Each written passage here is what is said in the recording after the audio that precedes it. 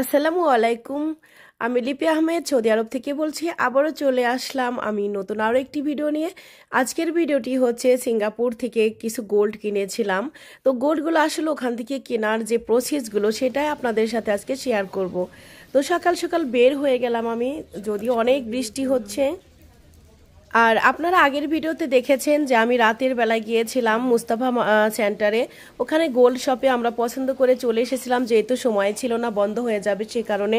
তো সকাল সকাল বাচ্চারা সবাই ঘুমে আছে, আর ওদেরকে ঘুমিয়ে রেখেই আমরা হোটেলে রেখে চলে যাচ্ছি একটা চাবি রিসেপশনে দিয়ে, কারণ আমার বাচ্চারা যেহেতু একা থাকবে। আর এখানে তো বৃষ্টি ছাড়ছিল না, আমরা তো কোথাও ঘুরতে পারিনি সেই কারণেই, বৃষ্টির কারণেই। তো আমরা রওনা দিলাম একটা ট্যাক্সি এনে। ট্যাক্সি বলতে গেলে এখানে গ্র্যাব আছে, তো গ্র্যাবে থেকে আমরা বুক করে যাচ্ছি। তো দেখুন যেতে যেতে রাস্তাঘাট কত সুন্দর দেখতে, মাশাল্লাহ খুবই ভালো লাগছিল দৃশ্যগুলো। আর আমরা ড্রাইভারের সাথে কিছু কথা বলতে বলতে গেলাম, অনেক কিছু জিজ্ঞাসা করলাম, বললো উনি, কিন্তু আমাদের তো সময় ছিল না, যেহেতু আমরা চলে যাচ্ছি, আজকেই চলে যাব আমরা। আমাদের আজকেই দুপুরে ফ্লাইট ছিল, আর আমি সকালবেলায় আমরা বের হয়ে গেছি বাচ্চাদেরকে রুমেই রেখে।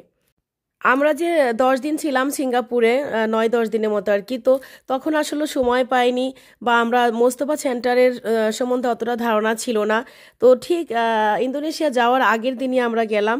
তো পরে ভাবলাম যে আমরা ভুল করেছি, আমরা যখন আসছি সিঙ্গাপুর তখনই আমাদের এই মার্কেটে যাওয়া উচিত ছিল, আরও কিছু ঘোরাঘুরি করতে পারতাম, আরও কিছু কেনাকাটা করতে পারতাম। তো যাই হোক, এত কেনাকাটা তো সবসময় করেই থাকি Saudi আরবেও। If your government will give visa, we'll come again. Now my kids is small, very disturbing. They want just at hotel. Go to the shop. And they are crying. Yesterday also we went market. I want to buy something needed. আমি বলছিলাম যে আমি দরকারি জিনিস কিনবো, আর বাচ্চারা শুধু খেলনা নিয়ে ব্যস্ত। তো উনিও তাই বলছিল যে আমার বাচ্চারাও ঠিক এমন বলতেছে, বাচ্চা নিয়ে বের হওয়া খুবই কঠিন, বাচ্চাদেরকে নিয়ে শপিং করা একদমই উচিত না, ওদেরকে রেখে আসাটাই। তো যেতে যেতে ট্যাক্সি ড্রাইভার ভাইয়ার সাথে অনেক কথা হলো। উনিও ওনার দুঃখগুলো বললো যে আমার বাচ্চাদেরকে নিয়ে বের হলেই শুধু টয়েস করে, এই জন্য ওনাদের বাচ্চাদেরকে নিয়ে নাকি উনি কখনো বেরই হইতে চায় না, বলে খুব দায় থেকে কখনো কখনো বের হই। তো আমিও বললাম যে হ্যাঁ, আমরাও এরকমই। তো এই যে দেখুন মুস্তফা জুয়েলারির যে এরিয়াটা, ওখানে চলে এসেছি।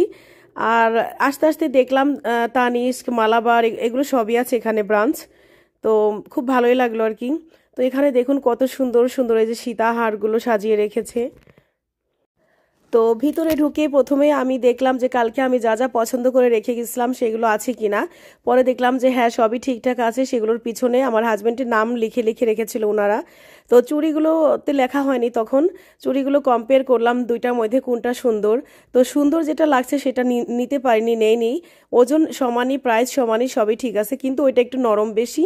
আমার তো বাচ্চা কাচ্চা আছে, দেখা গেছে নরম চুড়ি বাঁকা হয়ে যাবে, নষ্ট হয়ে যাবে, সেই কারণে আমি আর নরমটা নিয়ে নিই, যেটা একটু আমার কাছে মনে হলো একটু স্ট্রং, সেটা আমি নিয়েছি। কারণ এই ধরনের বালা আমি পরি না, কখনোই পরা হয়নি। অন্য ধরনের পরেছি চূড় জাতীয়, তবে এরকম পরা হয়নি। আর এই যে দেখুন গোল্ড প্রাইসটা দেখিয়ে দিল এখানে ডিসপ্লেতে। তো গত রাতে যে এসেছিলাম তার থেকে একটু বেড়েছে আজকে, দেখলাম সকালবেলা 25 পয়সার মতো নাকি 22 পয়সার মতো বেড়ে গেছে প্রাইস। তো আমি ভিডিও করছিলাম, উনি বললো আমার ফেসটা একটু কভার করে দিয়ে না, আমি বললাম ওকে ঠিক আছে। তো ওইদিকে প্রসেসিং করছে, কিভাবে টাকাটা পে করবে, কি কি লাগবে, আমাদের পাসপোর্ট নিয়ে নিচ্ছে, আমাদের ডিটেলস সব কিছু নিয়ে নিচ্ছে, কিভাবে পে করতে হবে, কিভাবে বিলটা বানাবে। আর জিএসটি মানে এটা যেটা ভ্যাট, তো এখানে ভ্যাট আছে 9%। তো এই 9% যে ভ্যাটটা নিবে, তো সেটা আবার রিটার্ন দিবে। যেহেতু আমরা ফরেনার, আমরা এখানে ট্যুরে এসেছি, সেই জন্য এই টাকাটা আমাদেরকে রিটার্ন করবে। তো এটা রিটার্ন করবে এয়ারপোর্ট থেকে, সেই প্রসেসটাও আমাদেরকে বলে দিল কিভাবে হবে। তো বললো বেসমেন্টে যাবেন, ওখানে কাউন্টার আছে, ওখান থেকে জিএসটি ক্লেম করে পেপারটা নিয়ে নেবেন। সেই পেপারটা নিলে আমাদেরকে ওখান থেকে দিবে, এয়ারপোর্ট থেকে টাকাটা রিটার্ন দিবে, যে টাকাটা আসবে 9%। ये 2 है, 3, 4, 5, 6, 7, 8 पीस है टोटल। ओके, तुमको बिल चेक करने बोले? नहीं, आपको नहीं, उन्हीं को बोला मैंने। अच्छा,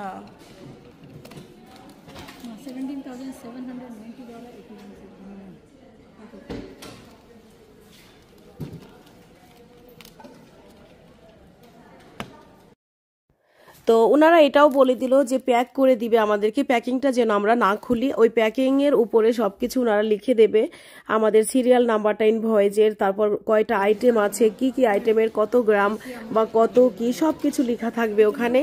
আর এই প্যাকেটটা যদি আমরা আনবক্স করে ফেলি তাহলে আমাদের জিএসটি যে ক্লেম ইনভয়েসটা ওটা আর ভ্যালু থাকবে না, আমাদের টাকাটা আমরা রিটার্ন পাবো না। সেটা আমাদেরকে বারবার বুঝিয়ে দিল যে আমরা যে প্যাক করে দিলাম এই প্যাকটা কোনো মতেই খোলা যাবে না।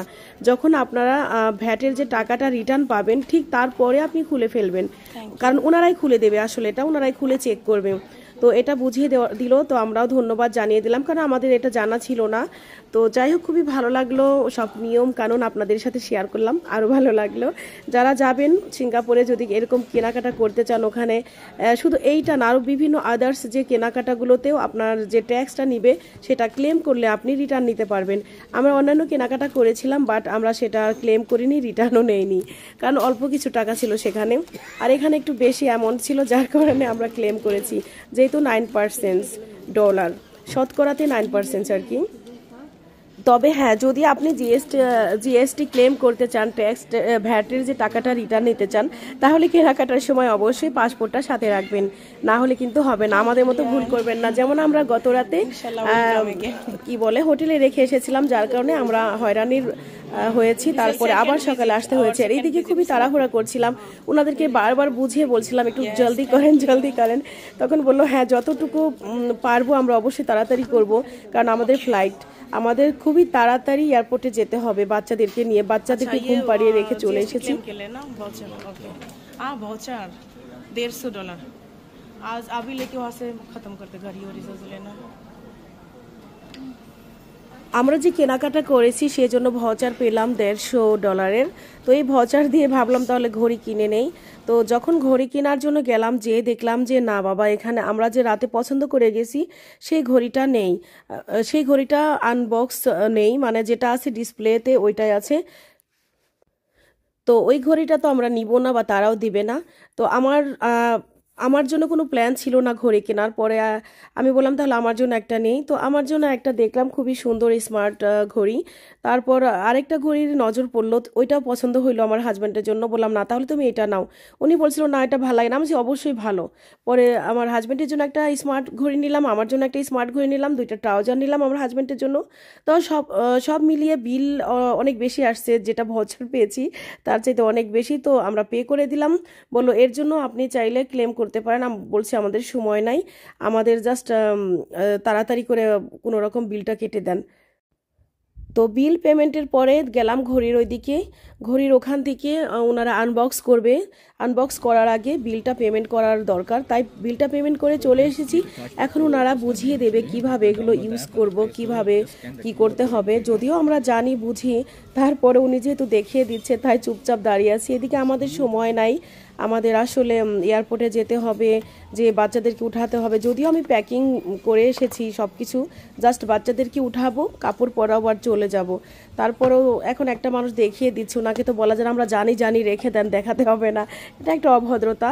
তারপরেও আমি লাস্টে বলেছি ভাইয়া আমরা পরে দেখে নিব ইন্টারনেটে, গুগলে, সমস্যা নাই, এখন একটু প্যাক করে দিয়ে দিন। তো পরে উনি হেসে দিয়ে দিল যে ঠিক আছে নিয়ে যান তাহলে। তো যাই হোক, আসলে কাউকে এভাবে বলা যায় না, আমি জানি আপনার দেখাতে হবে না। তো এটা বলাটা একটা খুবই অভদ্রতা দেখায়, কিন্তু নিরুপায় হয়ে লাস্টে বলছি যে আমরা পরে গুগলে দেখে নেব, যেহেতু সময় একদমই কম ছিল আমাদের হাতে।